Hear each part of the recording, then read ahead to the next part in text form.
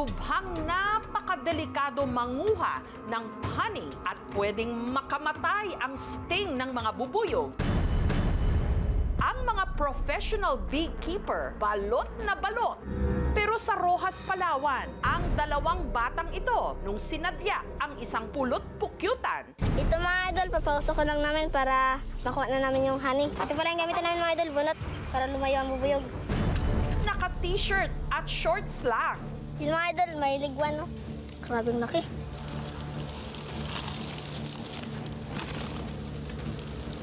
Hanggang ang mga bubuyog tuluyan ng nagpulasan. Honey ko! Yan o, lanaw. Mga idol, ito pure honey ito mga idol. Nilantakan nila ang pulot pukyutan o honey kahit pa palibutan sila ng laksa-laksang bubuyog.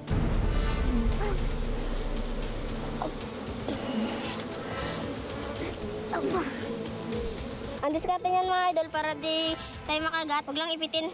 Ang video, umani ng samot-saring reaksyon. Pag nakagat ka ng marami niyan, pwede mong ikamatay. Bakit pinahintulutan ang mga paslit sa ganitong napakadelikadong sitwasyon?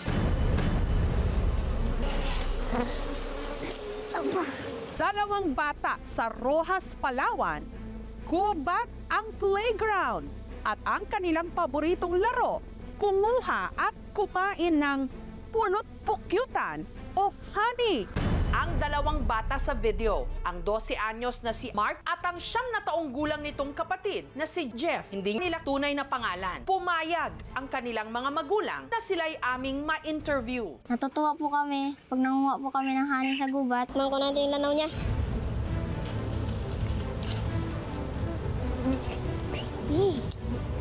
Ang vlog, kuha lang nitong nakaraang linggo kasama ang tiyuhin nilang content creator na si Bong. Inaya ko po si Bong na magpuwag po ng ligwan. Hindi ako natatakot na kung ano mangyari dahil alam ko naman na kaya nila. Hindi ko naman papasubo yung mga bata na ipapahamak ko sila.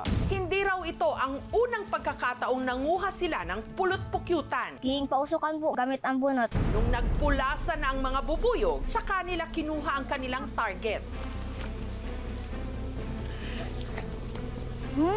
Sarap mo matamis. Pero sa totoo lang daw, ilang beses silang nasting ng mga bubuyog.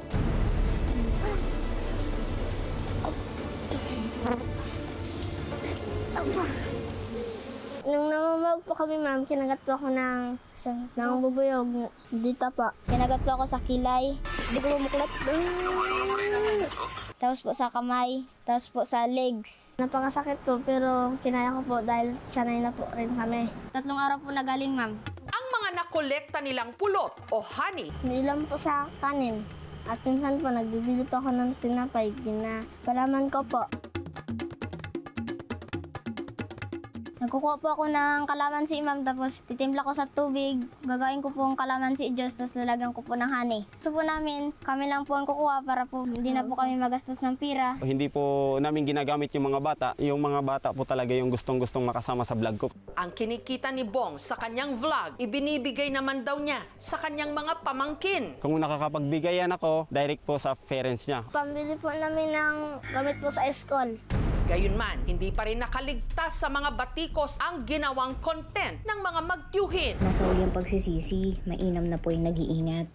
Ang pangungulekta kasi ng pulot o honey, nakasanayan na raw na gawain sa kanilang lugar. Sa totoo lamang ay yan ang primary na kinabubuhay dito sa lalawigan ng Palawan.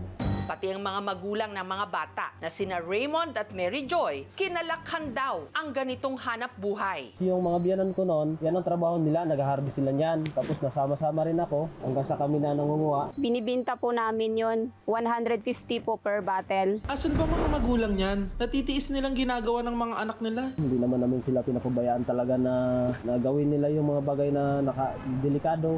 Kaya raw nilang tukuyin kung aling klase ng bubuyog ang pwedeng lapitan at yung mga dapat iwasan. Napag-aralan na po namin yung mga kahinaan nila, kaya hindi naman siya gaanong delikado.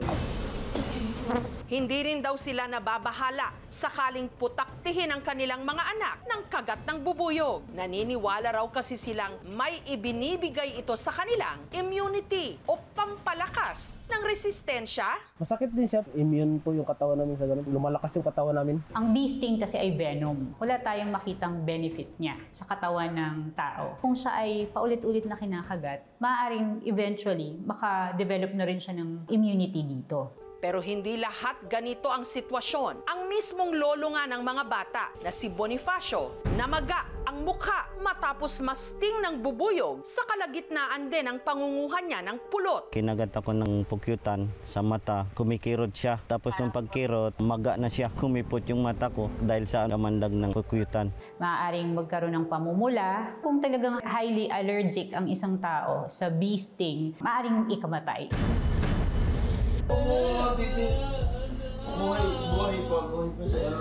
Sa videong ito, makikita ang isang bata na wala ng malay na nakahiga sa ospital, habang ang ilan niyang mga kasama pumapalahaw na lang ng iyak.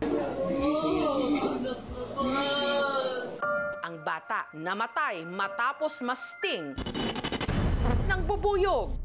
Magpahanggang ngayon, hindi pa rin matanggap ni Maricel ang biglaang pagkamatay ng 3 taong gulang niyang anak na si Alon. December 31, niyapos niya ako maigi bago hinalkan niya ako. Sabi niya sa akin, mahal kita, ma. Yung yakap niya, parang yung matanda nang nagyumakap na sobrang diin. Di natakot ako, bakit gano'n yung anak ko. Dito po sa galing, parang naputukan siya ng boga. Kasi New Year po yun, nabulabog siguro yung mga putan. Naglalaro lang daw sa kwarto ng kanilang bahay dito sa Cavite si Alon, nung biglang may pumasok sa kanilang bintana na isang klase ng bubuyog. Iyak siya ng iyak. Bago sabi niya, masakit. Sabi ko na ano yan? Kinukuha yung kamay, ayaw niya ibigay. Sobra yung pagwawala niya. Si Alon nasting ng bubuyog sa hintuturo ng kaliwa niyang kamay. Dahil namumutla at halos hindi na makahinga si Alon, isinugod na nila ito sa ospital. Nirevive. Pina-injectionan pa rin namin. Baka umano yung heart niya. Sabi ko, naklaban ka na. Binubulungan ko rin na ano siya. Baka pwede lumaban pa siya. Talagang wala na.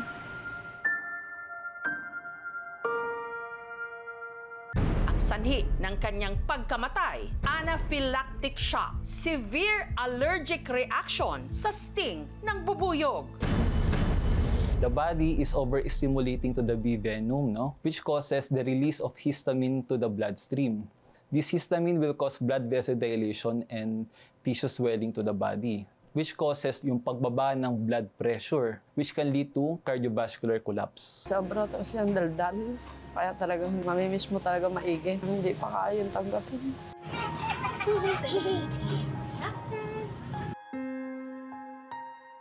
Pwede kang magsuot ng protective gears. Huwag ka munang gumamit ng pabango. Baka ikaw ay mapagkamalang bulaklak para hindi ka nila i-attack. Malaki po yung contribution ng mga bubuyog sa environment natin.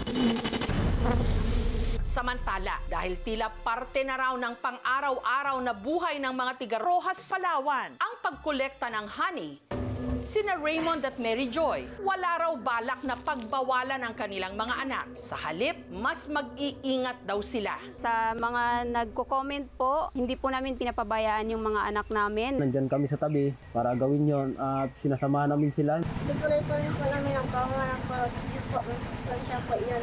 Tsaka sanay na rin po kami. Handa po ako na protektahan sila. Madaming concerns about yung mga ina-upload nga ng mga videos ngayon. They're going for the shock factor. So parang yung buwis buhay sa content. Bago mo to i-post, isipin mo muna, bakit mo ba to ginagawa? Sana magamit yung platform, hindi sa harmful na way. Sa gintong pulot, may ilang naglalakas loob. Pero ingat lang, dahil ang mga bubuyog, delikado kapag nabulabog. At ang sting nila, iba't iba ang reaksyon sa ating katawan. Pwedeng ang ilan, kahit isang sting lang, tepok.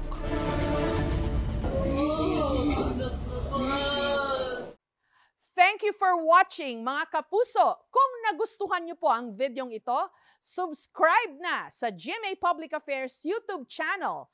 And don't forget to hit the bell button for our latest updates.